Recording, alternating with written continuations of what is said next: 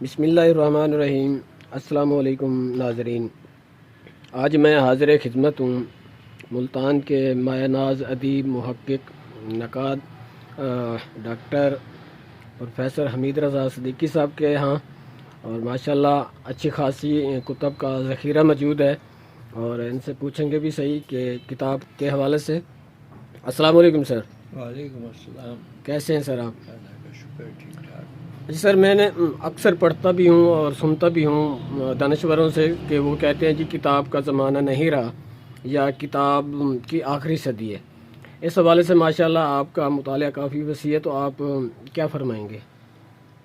دیکھیے، میں اس بات سے متفق نہیں ہوں کہ کتاب کا دور ختم ہو گیا۔ کتاب کا دور ہمیشہ رہے گا، اور اس میں میرے نزدیک کوئی کمی جو ہے وہ نہیں ہوگی۔ اور کتابیں، آپ یہ دیکھیے کہ ہم کہتے ہیں کہ کتاب کا زمانہ نہیں رہا، لیکن اگر آپ اعداد و شمار جمع کریں تو پتہ چلے گا ہر سال شائع ہونے والی کتابوں کی تعداد بڑھتی جا رہی ہے۔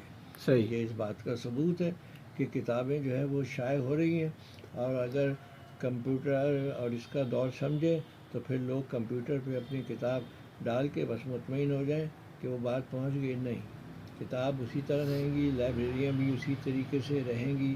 تو استفادے کا طریقہ ضرور بدل گیا ہے، لیکن میرا ایک اور نقطہ نظر سے بھی میری بات جو ہے، ہم اسے کہتے ہیں کہ دیکھیے، جب تک ہم بحیثیت مسلمان، میں سوچتا ہوں جی قرآن مجید موجود ہے اور لاکھوں لوگ اس کو پڑھنے والے ہیں، تو کتاب کی اہمیت کبھی بھی کم نہیں ہوگی ماشاءاللہ۔ اس میں۔ تو یہ اس لیے کہ وہ کتاب لاکھوں کی تعداد میں قرآن مجید چھپتا ہے، لوگ زبانی بھی یاد ہے، حفاظ موجود ہیں، لیکن اب ہم یہ کہیں قرآن مجید چھپنا بند ہو جائے گا، لوگوں نے یاد کر لیا، نہیں، کبھی بھی نہیں ہوگا، قیامت تک یہ رہے گا۔ تو اسی طرح کتابوں کی جو اہمیت ہے وہ ہمیشہ جو ہے وہ رہے گی۔ البتہ جیسے ہے کہ استفادہ جو ہے وہ اس میں طریقہ کار بدل جاتا ہے، کہ بعض اوقات جو ہے سارے لوگ کمپیوٹر کے ذریعے یا نیٹ کے ذریعے نہیں پڑھتے، تو اس کی اپنی اہمیت رہے گی، اور ہر ایک کی خواہش ہوتی ہے کہ اس کے مضامین یا اس کی تحریریں چھپیں۔ اس کی یہ خواہش نہیں ہوتی کہ یہ نیٹ پہ دکھا دی جائیں۔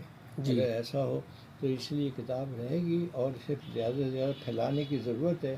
دوسری بات یہ کہ کتاب جو ہے وہ سستی ہونی چاہیے۔ جی اس بات کو ہم فراموش کر دیتے ہیں کہ کتابوں کی قیمتیں ہم بہت زیادہ رکھتے ہیں، کہ اگر کتاب 100 صفحے کی نہیں ہے، لکھا ہوگا 500 روپے قیمت، جی 400، تو آپ قیمت وہ رکھیں جو بہت جو ہے۔ اب میرے پاس پرانی کئی کتابیں موجود ہیں جی جن کی جو ہم نے 1 روپے میں خریدی، صحیح۔ جو ہم نے 2 روپے میں خریدی، 5 روپے میں خریدی، تو ٹھیک ہے، اس زمانے میں ویلیو جو ہے زر کی، اس میں فرق ہوتا ہے، لیکن سستے نسخے شائع کرنے چاہیے۔ کتابیں بظاہر جو ہے بہت زیادہ خوبصورت چھپنے لگی ہیں، آرٹ پیپر پہ، اس پہ عام کاغذ پہ چھپیں، سستی ہو تو لوگ جو ہے اسے دیکھیں کہ بھئی یہ سستی ہے، 100 روپے کی ہے، 150 روپے کی ہے، 200 کی ہے، اسے لے لیں۔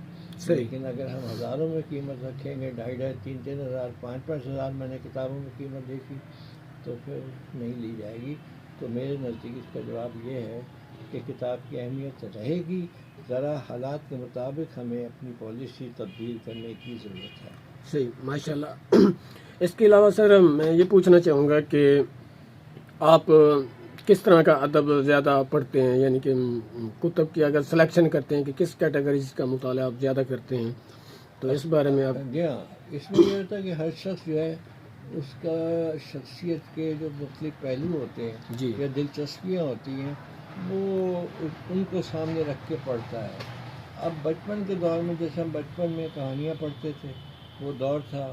پھر ہم اس کے بعد جو ہے جیسے آگے بڑھتے گئے، وہ کوئی جاسوسی ناول پڑھنا اچھا لگا، یا کبھی پھر رومانوی ناول پڑھنے اچھے لگے، یا کبھی سیر و سیاحت، اور پھر یہ جو مختلف طریقہ کار یا خود نوشت، تو یہ سب چیزیں وقت کے ساتھ بدلتی رہتی ہیں۔ تو میری دلچسپیاں بہت ساری رہیں، صحیح۔ کہ کیوں کہ میں نے مختلف سبجیکٹس پڑھے، یا ان میں میں نے ماسٹرز کی ڈگریاں لیں، تو اس ماشاءاللہ۔ لیے مجھے پھر وہ کتابیں جو معاشی مسائل پر لکھی گئیں اس سے بھی دلچسپی ہے، سیاسی مسئلے پر بھی دلچسپی ہے، لٹریچر سے بھی دلچسپی ہے، تو یہ سبجیکٹس پڑھائے بھی، تو اس لیے میری دلچسپیاں زیادہ ہیں۔ لیکن اس وقت جو میں زیادہ پڑھتا ہوں مثلاً اس میں جو ہے میں فکشن جو ہے وہ میں نے کم پڑھا۔ شاعری مجھے اچھی لگتی ہے، مجھے سفر نامے اچھے لگتے ہیں، مجھے اس میں جنرل نالج کی کتابیں اچھی لگتی ہیں، تو جو سیاسیات پہ لکھی گئی ہیں، جو خاص طور پہ جو خود سیاستدانوں نے لکھی ہیں، تو وہ میں انہیں زیادہ پڑھنا جو ہے پسند کرتا ہوں۔ اور اس میں تو یہ کتابیں میں نسبتاً میں نے بہت پڑھی۔ اس میں پاکستان میرا ایک موضوع ہے، اقبال اور قائد اعظم، جی تو میری یہاں کلیکشن کا بیشتر حصہ پاکستان پر ہے، صحیح، کہ اس کی شخصیات پر، سیاست پر، اور پاکستان سے متعلق تاریخ پر، ماضی کی تاریخ پر، اب کی تاریخ پر۔ تو یہ دلچسپیاں اور وقت کے ساتھ ساتھ بدلتی رہتی ہیں، جو نئی کتابیں آتی ہیں میں دیکھتا رہتا ہوں۔ صحیح، ماشاءاللہ۔ اس حوالے سے تو میں بھی اس چیز کا شاہد ہوں کہ جب کبھی بھی ملاقات ہوتی ہے کہیں نہ کہیں بک سٹال پر آپ کتابیں دیکھ رہے ہوتے ہیں اور خرید بھی رہے ہوتے ہیں۔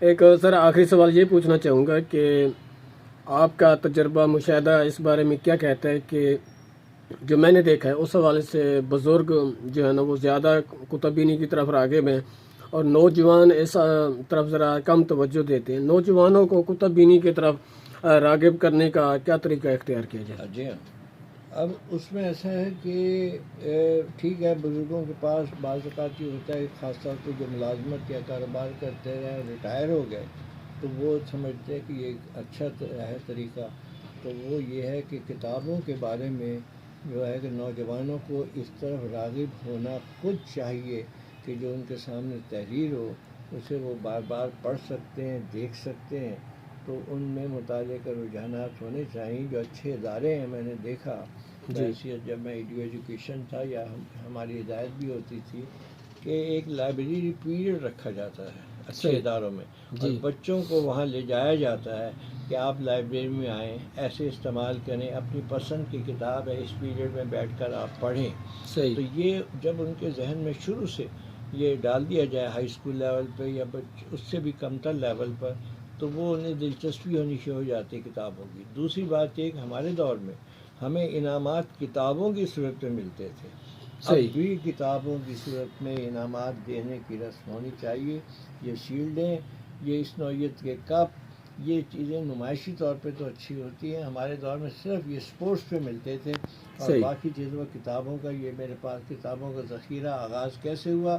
ان کتابوں سے جو مجھے انعام میں ملی، وہ شوق بڑھتا گیا، ہم انہیں پڑھتے تھے، پھر خواہش ہوئی اور کتاب خریدنی ہے، کوئی اور دیکھنا ہے، تو اس طرح جو ہے ایسے کیا جائے، اور پھر یہ کتاب خوانی کے مقابلے کرائے جائیں۔ میں نے ویسے پرنسپل جب میں تھا کئی دفعہ ایسے کہا، کوئی کتاب شائع ہوئی، ہماری کتاب اپنی شائع ہوئی، ہم نے کہا اچھا یہ کتابیں لائبریری میں رکھی ہیں، آپ انہیں پڑھیے، مقابلہ ہوگا، اور جو زیادہ اس میں کوئی سوال دیے جائیں گے اس کتاب میں سے جو زیادہ لے گا، کوئی ٹائپ سوال 5 لوگوں کو انعام دیا جائے۔ لوگوں میں اس لالچ میں پڑھنے کی ہوتی، تو ایسے طریقے اختیار کیے جائیں تو اس میں پڑھنے والوں کی تعداد میں اضافہ جو ہے ہو سکتا ہے۔ دوسرا یہ کہ بک سستی ہوں، آسانی سے دستیاب ہوں، تو یہ طریقہ کار، اور لائبریریوں میں بھی جو طریقہ کار ایشو کرانے کا ہے اسے آسان بنایا جائے، تو وہ بعض جگہ میں دیکھتا ہوں کہ بڑا مشکل ہو جاتا ہے کہ کتابیں ایشو کرانا یا ان کی فہرست، تو یہ سب چیزیں تو خود بخود جو ہے یہ خواہش جو ہے وہ پیدا ہوگی کہ لوگ پڑھیں۔ بالخصوص انعامات ہمیشہ کتابی صورت میں دینے چاہیے۔ بہت شکریہ سر، آپ نے قیمتی وقت دیا۔ جی تو ناظرین، اب میں چاہوں گا کہ آپ کو پروفیسر حمید رضا صدیقی صاحب کی کلیکشن دکھا سکوں، جہاں آپ بیٹھے ہیں اور گفتگو فرما رہے تھے۔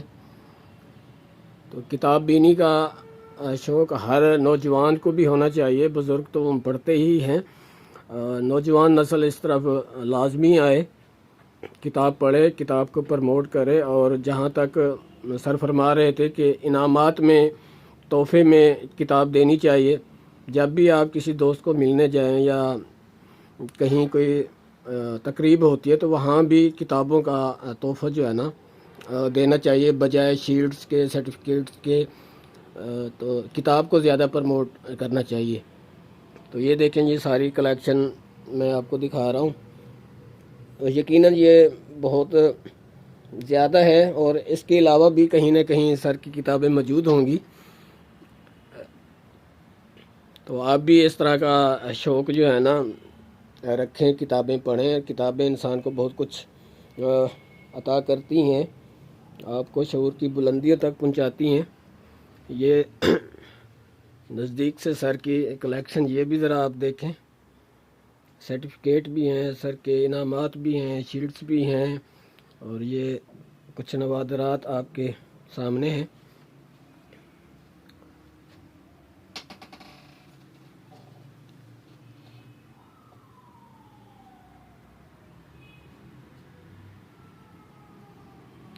بہت شکریہ، اللہ حافظ۔